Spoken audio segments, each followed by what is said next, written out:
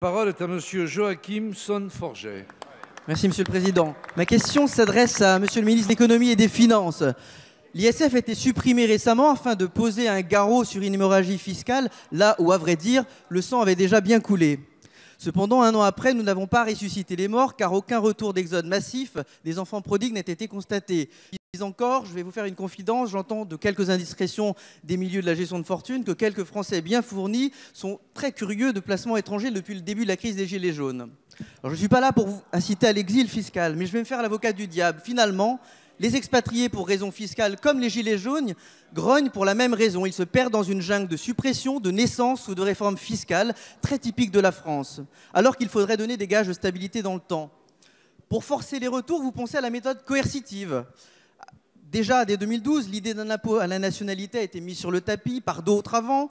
Hollande y a pensé, DSK y a pensé, les extrêmes de tous bords y ont pensé. Et vous voudriez faire payer la différence de fiscalité entre le pays de domiciliation et l'impôt que le contribuable aurait dû payer en France. Il semble que d'autres y sont, puisque le président de la République En Marche vient de parler dans le cadre du grand débat d'un statut de résident fiscal pour tous les Français ne vivant pas dans un pays tous les Français vivant dans un pays avec lequel la France n'a pas conclu d'accord. N'est-ce pas l'antichambre d'un impôt à la nationalité ? Pourtant, le ministre Darmanin, pendant la discussion du PLF en 2017, disait qu'une telle idée allait à l'encontre de la philosophie de la majorité. Si on doit, à mon avis, avoir un système d'impôt, il doit être lié à la territorialité et non à la nationalité. Parce qu'à vouloir changer les paradis fiscaux en purgatoire, on risque de faire vivre un enfer fiscal à ceux qui n'ont rien demandé, qui ne sont pas des exilés fiscaux et qui sont des Français moyens à l'étranger, comme ici.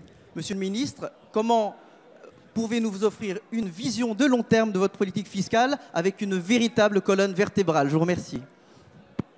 Merci, chers collègues.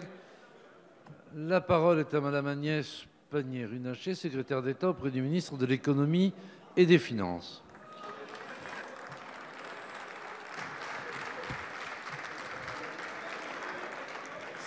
Monsieur le Président, Mesdames et Messieurs les députés, Monsieur le député Son-Forget, vous avez raison, la règle de l'imposition, c'est le lieu de résidence. C'est indépendant de la nationalité du contribuable et c'est logique car c'est là où on réside que l'on consomme ou que l'on utilise les routes, les écoles, les hôpitaux qui sont financés par de l'argent public dans chaque pays.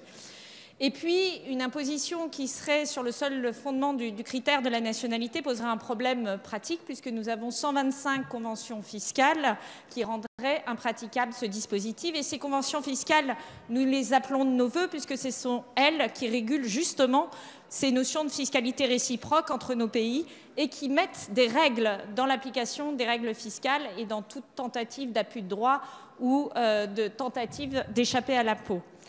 Mais si cette solution n'est pas praticable, nous rejoignons l'objectif de faire en sorte que les contribuables qui s'exilent uniquement à des fins fiscales, tout en gardant un lien fort avec la France, payent leur impôt, en tout cas ce qu'ils doivent en payer, en France.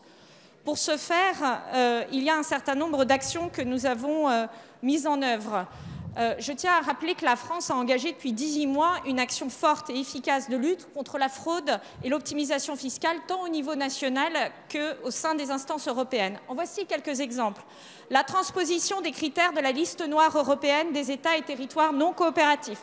Nous sommes les seuls en Europe à l'avoir fait. La ratification de la convention multilatérale BEPS, Base Erosion and Profit Shifting, et la traduction de ces principes anti-optimisation dans notre droit et dans les conventions fiscales bilatérales qui lient la France et ses partenaires. La transposition rapide des directives européennes visant à lutter contre tous les schémas d'optimisation fiscale.